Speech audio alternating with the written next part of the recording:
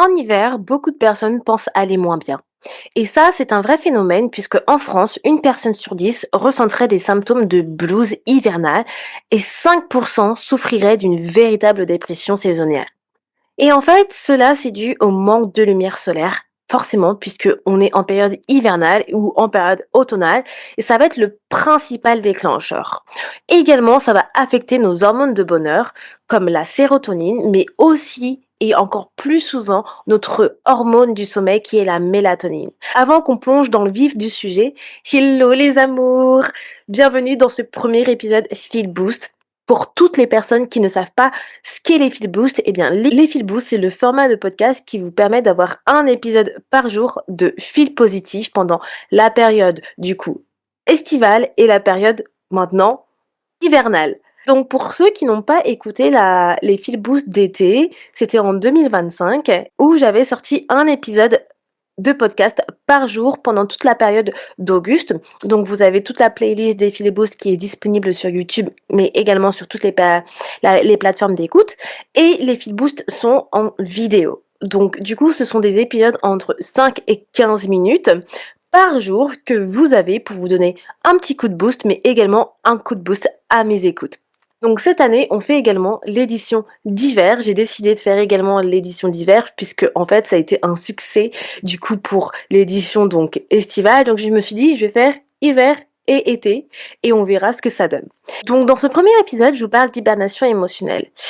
Et en fait, on est beaucoup dans cette phase d'hibernation émotionnelle lorsque l'automne arrive, lorsque l'hiver s'installe. Et ça, c'est tout à fait normal, c'est un mécanisme naturel.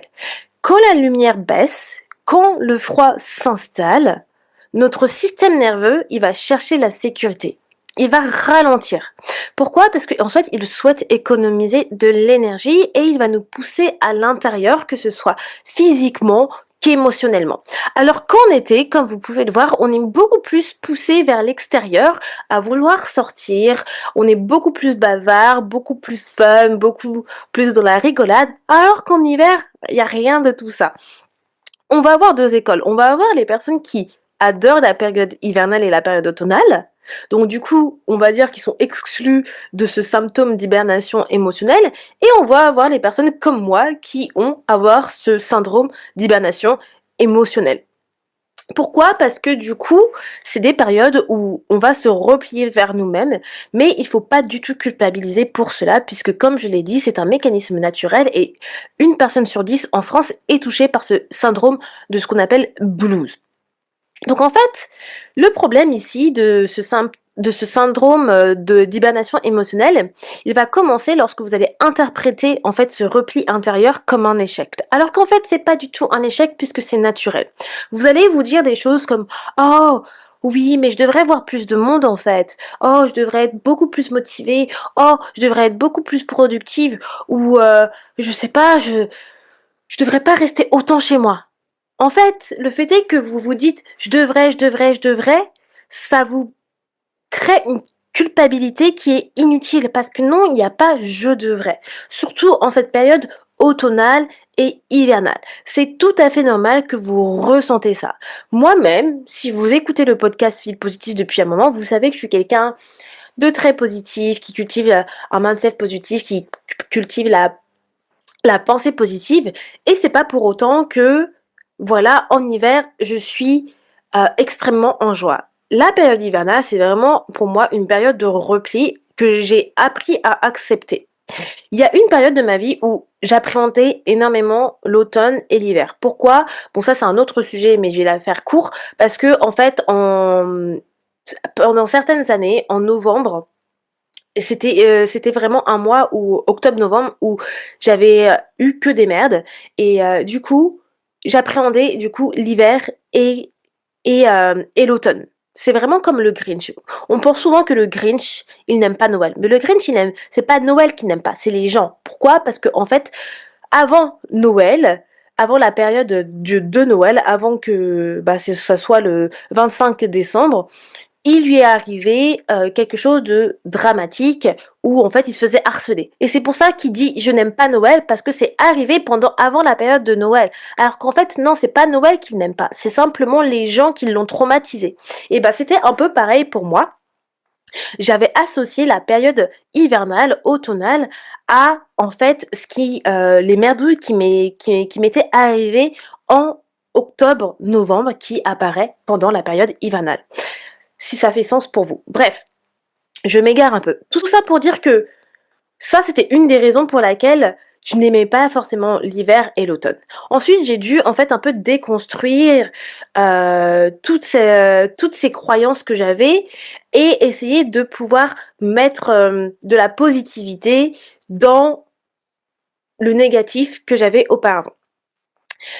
Mais lorsque vous créez une culpabilité inutile en vous disant que vous aurez dû faire telle ou telle chose, ça vous renferme encore plus.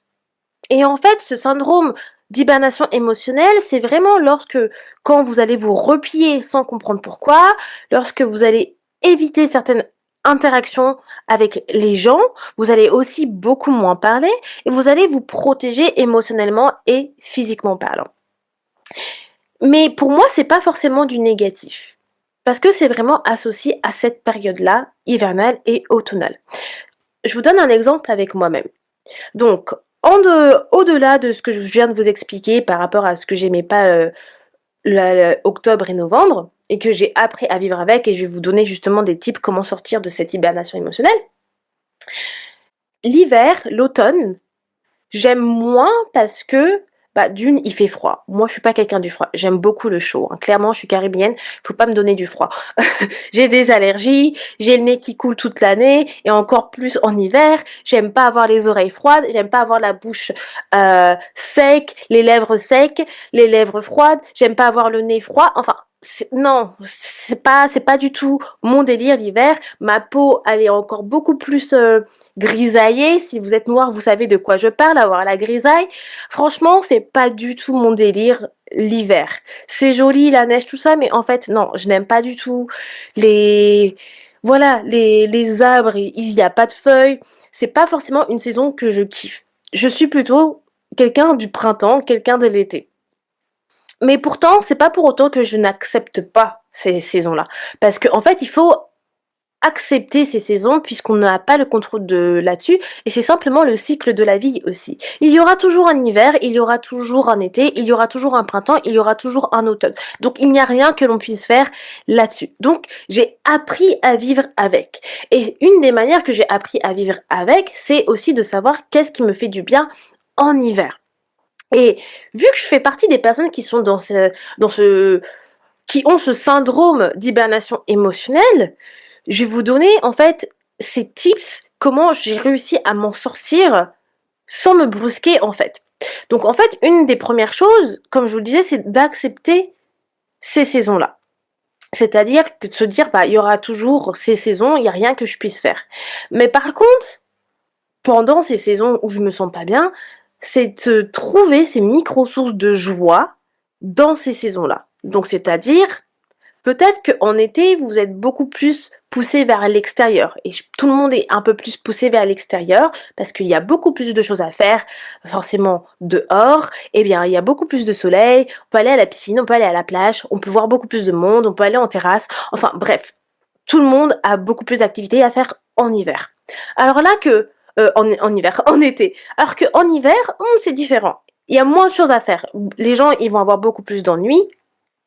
Et ils vont, comme je disais, se replier sur eux-mêmes et à rester chez soi. Et ils vont culpabiliser. Mais là, justement, c'est ce moment-là où vous devez vous dire, en fait, qu'est-ce que je peux faire? Qu'est-ce qui me fait du bien quand je suis en hiver? Pour ma part, par exemple, je suis plus centrée sur mes objectifs, j'ai beaucoup plus d'introspection pendant cette période hivernale. Et c'est quelque chose que j'ai remarqué et qui du coup me fait du bien, donc je continue à le faire. Je vais pas me forcer à faire des choses que je n'aime pas pendant l'hiver, pendant l'automne. Donc c'est ok, j'ai pas cette envie de sortir et j'ai plus cette envie d'être casanière. Et j'ai accepté cela. J'ai arrêté de culpabiliser, de me dire oh Wendy, tu restes trop chez toi en fait. Parce qu'au final, si c'est comme ça que je suis en hiver et que je préfère d'avoir mon hiver, eh ben c'est ok. clairement. Et ça, c'est quelque chose à accepter. J'ai réussi à trouver mes micro-sources de joie pendant cette période hivernale, c'est-à-dire ouais, me connecter à ma spiritualité, regarder mes objectifs, me refaire ma vision, toutes ces petites choses-là que je peux faire à la maison, être en mode cocooning. Pourquoi? Parce que j'adore. Je fais beaucoup plus de pâtisserie, je fais beaucoup plus à manger. Clairement, c'est vraiment mon mood et il n'y a rien de mal à vouloir être casanier pendant l'hiver. Je fais plus de sport à la maison. Ben, je vous avais déjà expliqué dans les fil boost, si vous avez écouté les fil boost, que je change souvent mes routines de toute façon. Donc, clairement, ça me convient ainsi et il n'y a rien de mal là-dessus. Donc, acceptez les saisons, cherchez vos micro-sources de joie. Ça, c'est 2 tips que je recommande pour savoir comment vous pouvez vous sortir de cette hibernation émotionnelle. 3e type, c'est aussi de trouver des sources de chaleur, donc de lumière. Bien évidemment, il n'y a pas du tout de lumière pendant la période hivernale. Alors, on va avoir un peu de soleil. J'habite en Angleterre, le soleil, il est quasiment nul. Mais quand il y a du soleil, j'en profite pour aller marcher. Clairement. Alors vraiment, quand je vois une source de soleil, comme hier, il faisait super beau, je suis partie marcher. Oh, j'étais trop contente qu'il fasse super beau. Je vais voir les écureuils, je vais aller dans le parc, je vais marcher un petit peu, même que ça soit 15 minutes. Simplement, pourquoi? Pour avoir un peu cette source de soleil. On a besoin de soleil. Surtout moi, je suis noire de peau. Donc on sait très bien que les personnes noires, en hiver, c'est la catastrophe. Clairement, on a besoin de vitamine D et on est en manque de vitamine D en plein hiver. Donc si on fait pas de cure de vitamine D, eh ben on ressent ce manque de vitamine D. Donc notre peau a besoin de vitamine D. Donc dès qu'il y a une source de lumière, je vais dehors, ou sinon, chez moi, au niveau de la fenêtre, on a vraiment des rebords assez larges où je peux me poser et que je peux être vraiment en face de la lumière. Donc ça fait un bien fou. Vous avez besoin de cette source de lumière. Donc essayez de chercher en fait ce côté de chaleur que vous pouvez avoir, que ce soit de la lumière du soleil ou que ce soit lumière, je sais pas, naturelle. Si vous êtes chez vous, vous habitez dans une maison et que vous avez des grands patios et vous avez la lumière qui rentre, c'est encore mieux. Vraiment, essayez de chercher aussi cette source de chaleur, que ça soit avec des bougies que vous créez, un moment cocooning, si vous avez des cheminées, allumez la cheminée, créez ces moments de cocooning pour en fait vous faire du bien. Et mon dernier tip, ce serait de en fait parler de tout ça à une personne. Quand vous êtes du coup vous avez pardon ce syndrome d'hibernation émotionnelle, on on pense souvent être en dépression. Alors moi je pense pas être en dépression en hiver, hein, comme là on est en plein hiver, je suis très bien. Mais la majorité des personnes peuvent avoir ces sentiments de dépression parce qu'elles se sentent vraiment down, down, down. D'accord? Et parler à quelqu'un, ça fait toujours du bien, d'accord? Et c'est surtout que parler à quelqu'un qui comprend que pendant la période hivernale, automnale, vous n'êtes pas pareil, en fait. Moi, je suis pas du tout pareil en période hivernale et automnale puisque, en fait, je me sens beaucoup moins, fun, si on peut le dire. Dans le sens où, bah, en fait, j'ai pas envie d'avoir de bruit extérieur en vrai. Genre, par exemple, quand je suis vite overwhelmed, quand les gens ils parlent trop en hiver, parce qu'en fait j'ai besoin de calme, c'est tout. Parce que voilà, j'ai remarqué que c'est exactement ça, puisque c'est pas forcément une saison vraiment super fun pour moi. Je sais que j'ai besoin de calme. C'est pour ça que je vais être beaucoup plus repliée sur moi-même en hiver, être dans l'introspection, alors qu'en été, je suis plus wouh, wouh, wouh. Voilà. Donc, du coup, parler de comment vous vous sentez pendant cette période hivernale à des amis, ça permet à vos amis aussi de comprendre comment vous êtes et de s'adapter à votre situation. C'est-à-dire que, par exemple, moi, mais je pense que tous mes amis, en tout cas mes amis très proches, savent que l'hiver, c'est pas forcément mon truc. Ils vont savoir que je sors pas énormément en hiver. Après, j'habite en Angleterre, donc j'ai pas énormément d'amis en Angleterre. Donc du coup, mes amis que je vois en Angleterre, on va faire vraiment des activités. J'ai de la chance parce qu'elles sont comme moi aussi. Et l'hiver, c'est pas leur truc. Donc on fait beaucoup des activités en mode, ouais, tu viens chez moi, on va se regarder un film, on va se faire un coffee chat, on va faire de la pâtisserie, on va faire de la poterie, enfin, on va faire des activités à l'intérieur, clairement. Et ça me convient énormément parce que forcément, c'est vraiment mon mood à moi. Et je sais que j'ai des amis qui me comprennent et qui peuvent aussi s'adapter à ce que moi je veux. Et ça leur dérange pas. Donc, en discuter avec des amis, ça permet à vos amis de savoir comment vous êtes dans cette période de hivernale en fait, et de s'adapter et de ne pas trop vous pousser, soit à faire des choses que vous n'avez pas envie, mais c'est surtout aussi en termes de d'humeur. Parce que qu'on se le dise, on ressent vraiment quand une personne ne se sent pas bien. En tout cas, moi, mes amis, je leur parle souvent, j'arrive à savoir, ouais, bah, t'es pas dans un bon mood. Et parfois, on n'est pas dans un bon mood et on sait pas forcément l'expliquer. Mais c'est voilà, l'hibernation émotionnelle aussi. Donc, juste pour conclure cet épisode, si vous sentez que vous n'êtes pas bien pendant cette période hivernale, c'est ok. C'est un mécanisme naturel. Ne vous blâmez pas. Quand on va arriver en période, bah, justement de printemps, vous allez voir que votre mood, il va commencer à changer.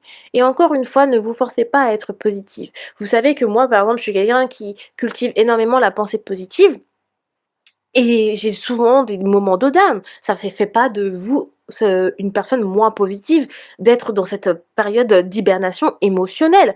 Pas du tout. C'est un mécanisme naturel et c'est ok. Donc, il faut simplement l'accepter et te dire, bah, c'est comme ça que je suis pendant la période hivernale. Et voilà. Et puis, personne va vous blâmer d'être comme ça pendant cette période hivernale, surtout si vous communiquez avec vos proches. Communiquez cela avec vos proches. Communiquez avec vos amis et j'espère que lorsque le printemps arrivera, vous vous sentirez beaucoup mieux. Voilà les amours pour ce premier épisode de Feel Boost. N'hésitez pas à me dire ce que vous en pensez en commentaire, que ce soit sur YouTube ou bien sur Spotify. Si vous êtes également dans cette période d'hibernation émotionnelle, si ça vous a inspiré. Et moi, je vous dis à demain pour un nouvel épisode. Ciao tout le monde!